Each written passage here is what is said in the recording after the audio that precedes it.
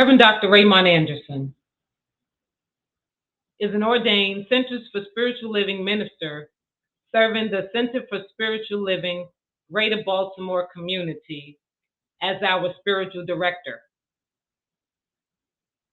He has frequently been referred to as a Renaissance man and visionary New Thought leader.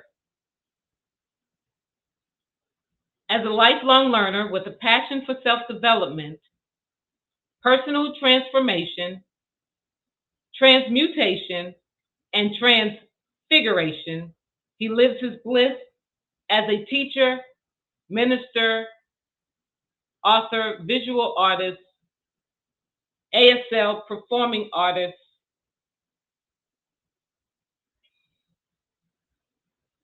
mentor, father, grandfather, and more by giving people applicable tools and practices that enable them to live a more fulfilled life, recognizing, realizing, and materializing their full divine potential.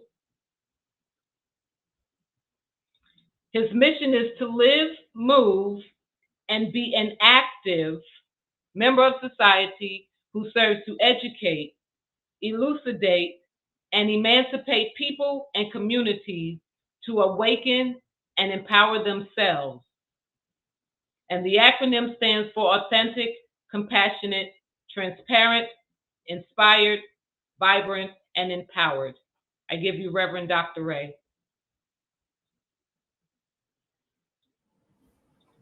Good morning, everyone. How's it going? Let us pause for a moment and envelop Tracy in the energy of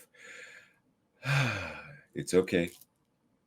It's a little challenging when one person is operating 1, 2, 3 computers and 7 different people, and so breathe. Just go get you some oatmeal real quick.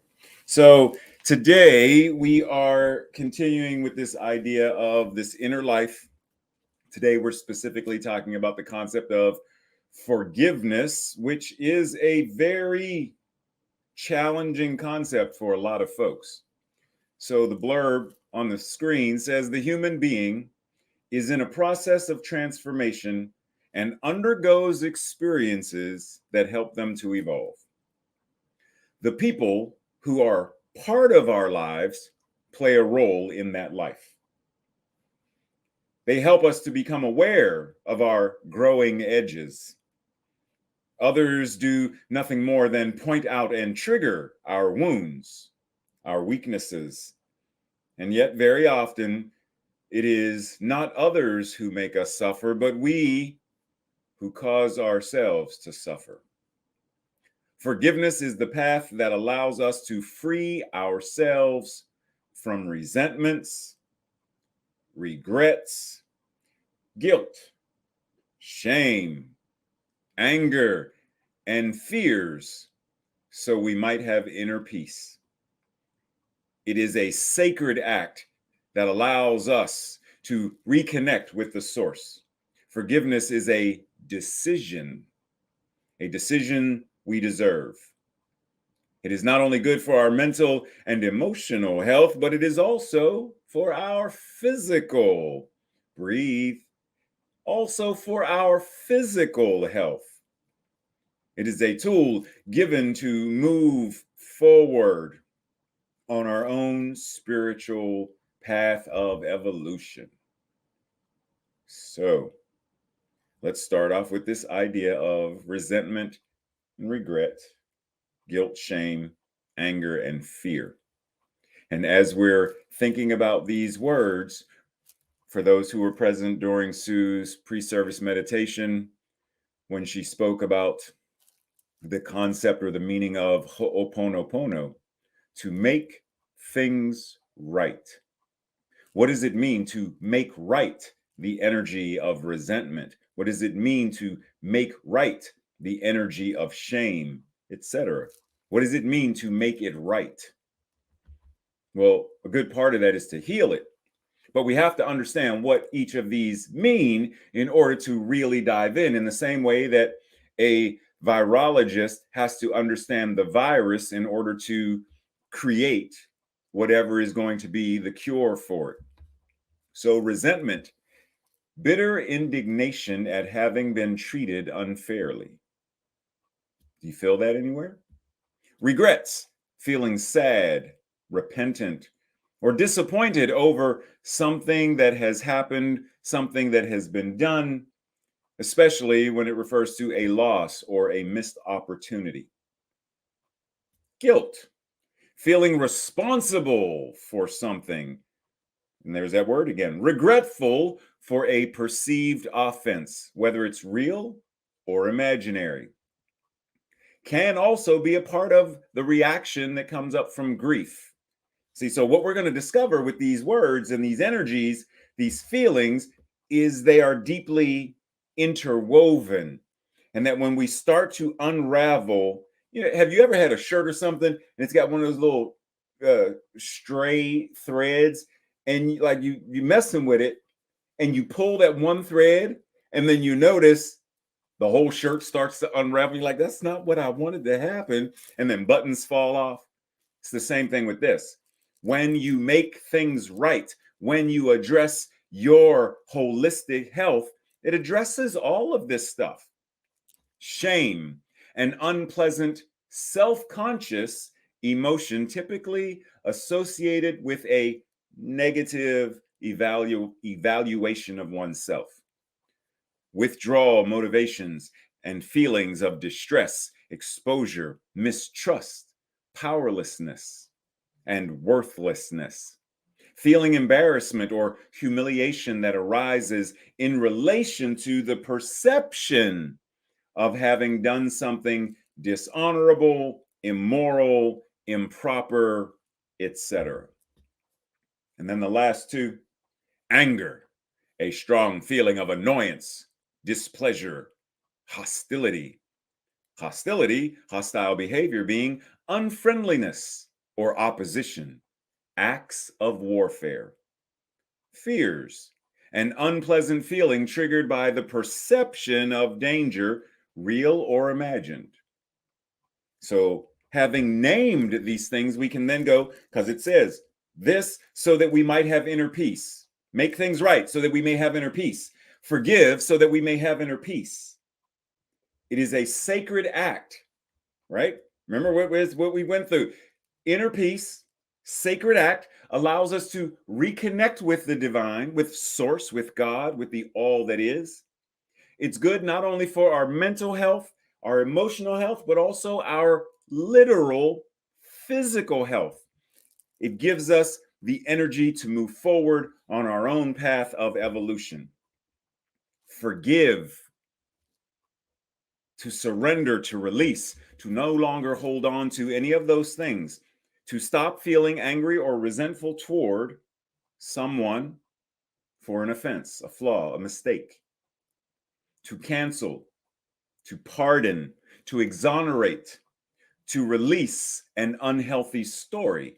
All of that is part of forgiveness. And yet, let's also be mindful that forgiveness is often given this idea, and Sue even mentioned it in the meditation. Oftentimes, we have this idea that to forgive means we got to be friends. You did me wrong. I forgive you. We got to be friends. Forgiveness doesn't necessarily mean we have to be friends. Forgiveness means that connection, that energy, that whatever it is has been resolved. But oftentimes, the resolution of it means the people go their separate ways. It doesn't mean I forgive you for embezzling money, and so come on back in. Be the vice president once again. Be the treasurer again. Be the CEO again. Even though you embezzled, we forgave you. So come on, forgive and forget. Like that's a very common theme, which is one reason why so many people don't want to forgive. Forgiveness does not mean you are completely absolving the person to such a degree that you are allowing them to do harm once again. And Ultimately, forgiveness isn't about the other person anyway. Forgiveness is about the love you give to yourself. And when you are truly in that energy of self love, making your own mental equivalent, your thoughts, your words, your feelings, your actions, your state of being, make that right, and all the other external things take care of themselves. You will know through direct revelation of truth, through your intuitive and spiritual nature, you will know when it's time to sever a friendship. You will know when it's time to reacquaint yourself with a friendship. You will know when it's time to establish a clearer, stronger boundary. You will know because your prime directive of self-love governs you. Breathe. Ernest Holmes said, "There is no sin but error, nor is there punishment, but the inevitable consequence. The wrong deed has its punishment because the law of cause and effect, karma, operates eternally. Right action also has its reward in the same way." So once again, Holmes here is saying the same thing that Sue said, to make things right. If I have a particular desired outcome, the effect, then I am invited to change the cause. I am invited to look at the mistake, the error, the whatever it is that is being felt, holding me back from that effect, make things right, treat and move my feet, anchor and ground in principle. And what I notice is, as I change my inner environment, my thoughts, words, feelings, and actions, my way of being, then the effect, cause and effect, they go together. But I must be clear. And lack of forgiveness prevents such clarity. Holmes goes on to say, divine forgiveness is always within reach. What a great burden of personal responsibility disappears when we understand that the eternal mind, God, holds nothing against us. The sky doesn't hold a grudge because when it opens up and rain falls and we put up an umbrella, it doesn't say, how dare you? I'm angry at you. I'm going to throw a lightning bolt and strike you down. The sky does what the sky does. Rain does what the rain does. The sunshine does what the sunshine does. It says in the Bible, it rains on the good and the bad alike. No respecter of persons. It treats all of itself equally. So when we remove that idea that there is something seeking to punish us, it changes how we respond to ourselves, because then we can start or stop punishing ourselves. We can start loving ourselves. We can start forgiving ourselves. We can, to myself, I am sorry. To myself, forgive me.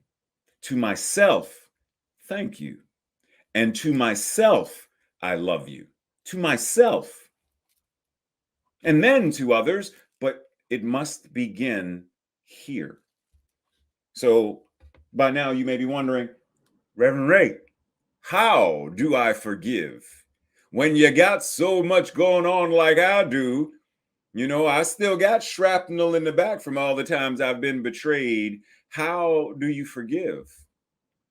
Well, let's start with a quote from Krishnamurti, who says, how can there be external peace in the world if one is not at peace with oneself?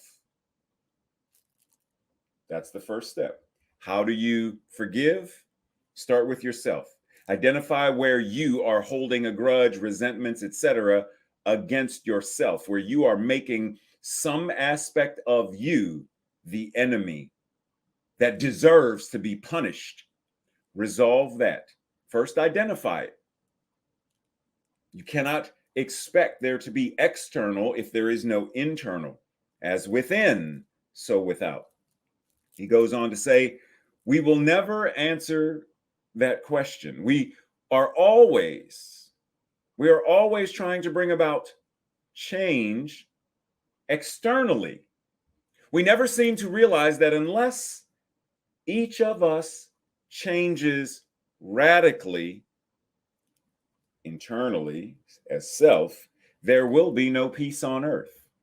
There will be no world that works for all for as long as I do not have a life for myself that works for me.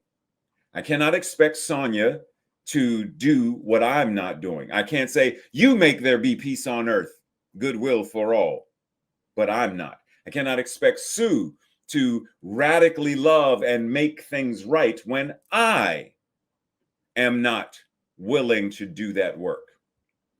It starts with each one of us, and then that contagious energy spreads. Speaking of spreading, there's a story of a gentleman who is in construction, and he's sitting on a scaffolding way up high on like the 78th, floor of this building. And he opens his lunchbox and there's a peanut butter and jelly sandwich, and he takes it out and he starts eating it, and he's mad. And so next day he takes same thing, peanut butter and jelly sandwich, and he's mad. Well, this goes on for 3 or 4 weeks, and his coworkers keep looking at him like, what's up with him?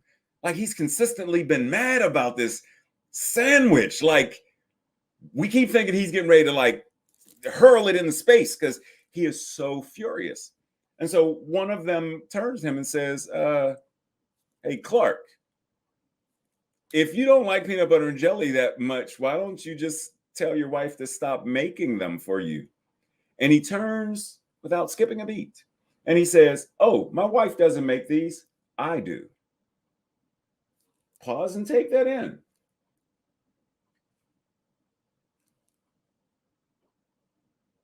Who is making the sandwich? He is. And he's suffering as a result of it. How often are we making our own sandwiches? How often are we breathing life into our own resentments and angers and fears and narratives of when I was 10 years old, 11, 12, 18, 19, 30, 37, 54, 56 years old. Well, next month, 56 years old. I'm making the sandwich. I'm making the same donuts, but I don't like the donuts with the little sprinkles on. But I'm making them. How often do we do that? Rather than recognize and understand that we have a choice to forgive or not to forgive, but recognize that with that choice, because it is a choice, with that choice, recognizing to forgive means one thing, to not forgive means another. To forgive means I have health and joy and peace and freedom. To not forgive means isolation, anxiety, high blood pressure, distrust. Now, based on this, which one would any rational, logical thinking person choose? Who says, I would rather hold a grudge against Tracy and let myself become sick and potentially die than to heal it, to make things right, to be in alignment with health and peace, etc. I would rather hold on to this other stuff. What rational thinking person says that? None, zero. And yet many of us do that exact thing. So pause, because why do we do that? Well, if I were to ask you, because this is what we do as people, you at the airport or wherever, the Greyhound bus station, is that still a thing? Like, is there still a Greyhound bus station? I don't know. I haven't seen one in a while. But nonetheless, you see this young woman walking through the airport, and she's got that tiny little bag. You think she's moving? You think she's going away for a 7-month trip? Well, chances are, based on, if we make these assumptions, chances are it's a tiny little bag. She's probably going away somewhere for a weekend, maybe. If she's really good and she knows how to do that expert rolling up stuff, at most, maybe a week. Right? Theoretically, this is what we do. But then this other guy rolls by and we're like, oh, dude, he's getting ready to go back to college, or he's coming home from college because he's got all his stuff. He got a refrigerator. Like, he's got all his stuff. He got a lot of baggage. And we make up this idea of what a lot of baggage means. A lot of baggage. A lot of baggage means a variety of things. But ultimately, what we are understanding is, are we simply pushing baggage around? Or are we unpacking baggage and traveling as light as possible? Moving through life on any given day like the first young woman rather than the last young woman, because she's got a lot going on right there. And if that's the baggage that is being carried all day, every day, at some point it wears on you. At some point it wears on you. So why not forgive? Why not unburden ourselves from the energy of? The moment we recognize that this lack of forgiveness affects us, there are symptoms that show up emotionally and physically and in other ways, our relationships and such. But the moment we are really ready to go to the how, well, how do I address these symptoms? Go to the cause. Find where there's bitterness and shame and anger, telling the same story and trauma. Go to the root and do the spiritual practices, the emotional practices, therapy, whatever, yoga, whatever it is that shifts the energy in the being so that health and well-being can arise. Is that not better than to continue to reap the fruit of low health, low energy, low effectiveness by holding on to rather than to forgive? In Living the Science of Mind, it says, God's nature is generosity and forgiveness. The universe has nothing against us and only desires our well-being.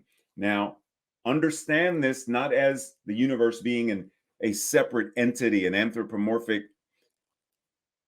It has nothing against itself, therefore us, and only desires its own well-being, therefore us, because what we are is it. And it is always in a state of balance and harmony. Always. It has no reason to hold resentment, etc., to throw it out of balance. It is always in balance.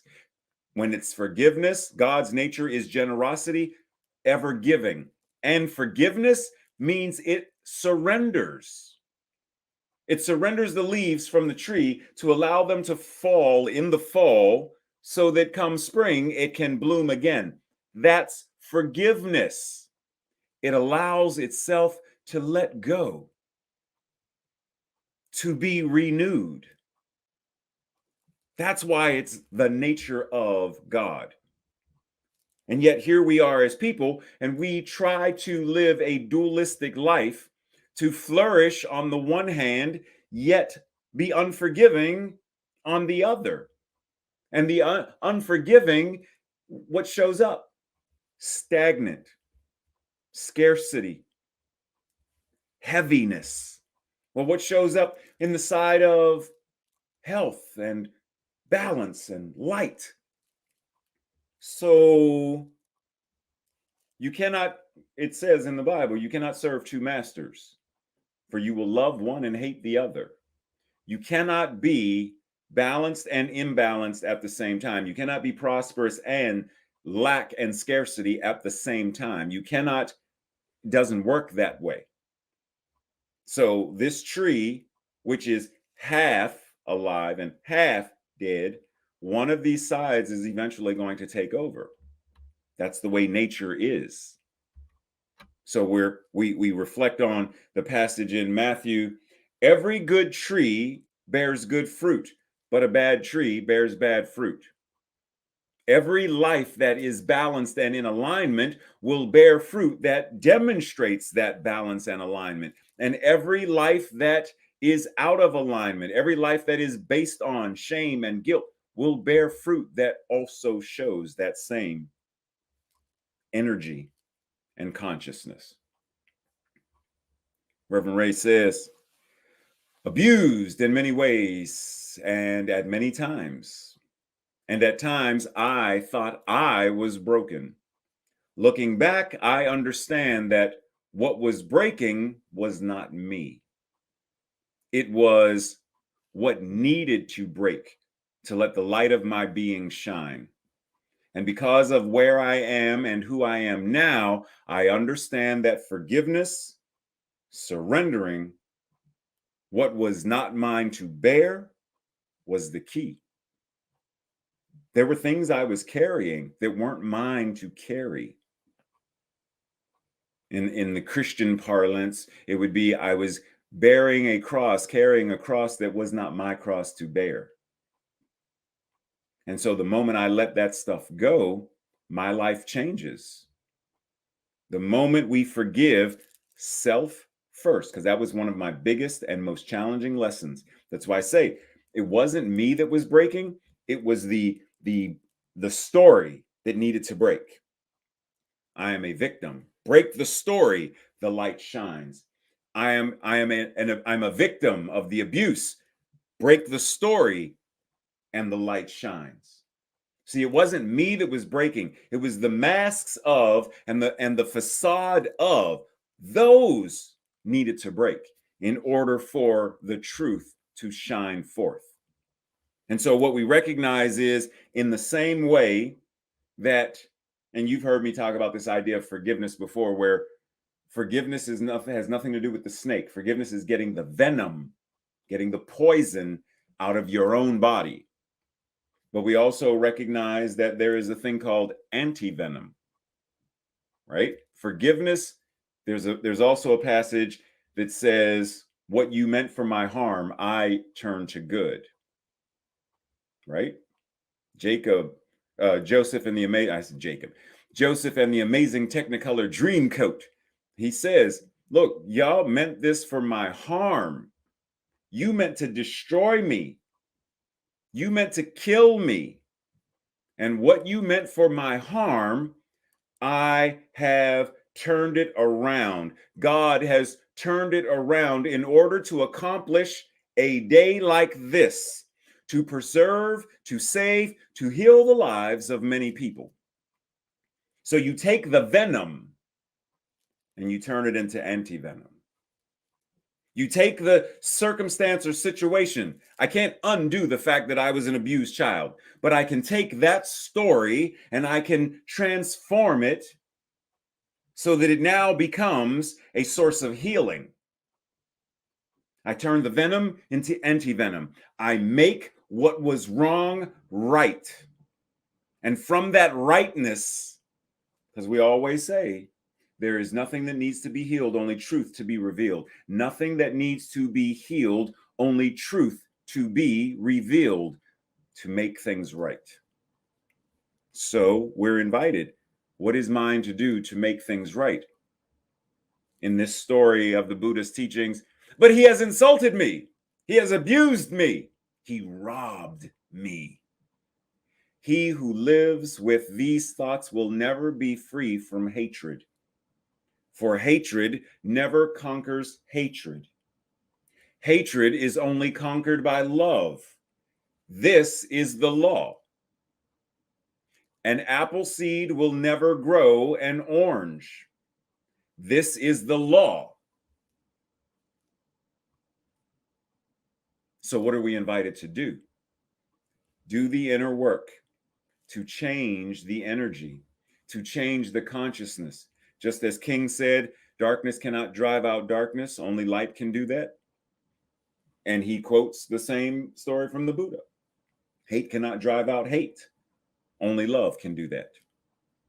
To which we go to Audre Lorde, who said, caring for myself, which caring for myself could be forgiving myself, loving myself, nurturing myself, supporting myself, surrounding myself with those like-minded individuals who also do this for me, who I can also do this for. Caring for myself is not self-indulgent in the way that they talk about self-indulgent. It is self-preservation, and therefore is an act of political warfare, Why political warfare? Because the system, the policy, the systemic nature of culture and society would say things like, as a woman, you're supposed to do this for your husband or your boyfriend.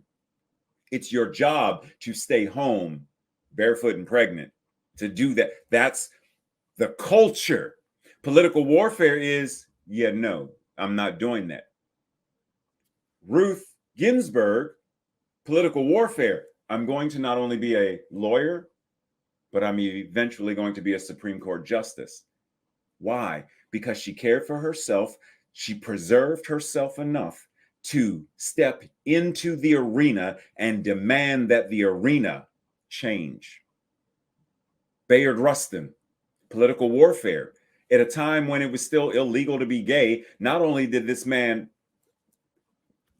he was out publicly, but had it not been for him, there would be no Martin Luther King Jr. the way we know and understand him and his movement.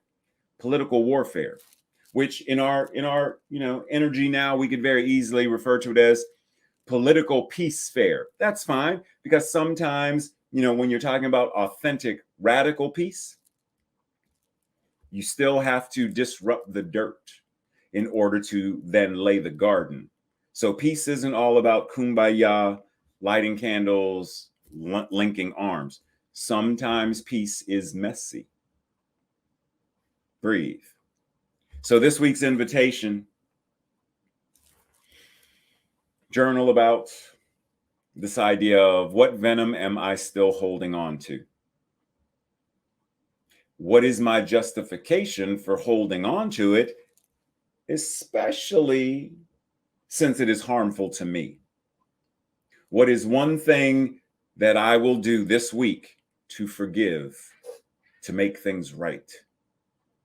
Next, what do I really, now we talked about this, if I'm not mistaken, the last 2 weeks, and I'm putting it out there again because I really want us to anchor and ground in this idea. What do I really want to experience physically, in my relationships, in my finances, spiritually, intellectually, emotionally? What do I want to experience, really want to experience? And am I willing to forgive as part of the process to manifest what I really want to experience? And then lastly, have a conversation with 2 people about the process you engage in to forgive. Do you have a particular method? Is it Ho'oponopono? Is it the metta prayer of compassion that the Buddhists do? What is your particular practice? What have been your challenges and triumphs along the way for this thing called forgiveness? And then, if you are so willing, there's a video which will be posted on the Facebook page. And if you want it, like, email me or Tracy and I'll make sure you get it. But there's a video by Pastor Nadia Boltz-Weber where she talks about forgiveness. So watch the video and then engage your partners of conversation about what stood out in the video. What was like, ooh, ah. And so it is. This week's declaration, I will say it first, and if you feel in alignment, say it with me second time around. I forgive and I am free. Together. I forgive and I am free. Breathe. So let's anchor and ground as we close in prayer, recognizing that from the very beginning till now and on throughout eternity, this moment, this breath, this infinite and eternal now is great. It is glorious. It is filled with all the power and passion and purpose of life itself. And that being what it is, I know that that same passion, power, purpose is living, moving, and having its beingness in, through, and as me. And what is true for me is true for everyone viewing now or viewing this now, later now, whenever, wherever, however. That truth is the whole truth and nothing but the truth throughout time and space, because that which is God, that which is spirit, doesn't weaken, doesn't lessen, doesn't shift or change in a way where that becomes an untruth. That same power, purpose, and passion that is living itself as each one of us right now is what we carry into the rest of our day, the rest of our week, the rest of our lives, the rest of eternity with, because that is our truth. And anything that is showing up that might want to convince us otherwise, we ground, we anchor, we forgive, we make things right. Breathe. Surrendering this into the law that says, yes, knowing that the infinite is always acting upon itself, I know this treatment, the opening prayer, the opening meditation, the opening song, all the way through, all of it is how God is showing up, reviving, invigorating itself right here and right now, in, through, and as each one of us. That is the demonstration of answered prayer. It is so, and so it is. Namaste, blessings. See you over in Zoom.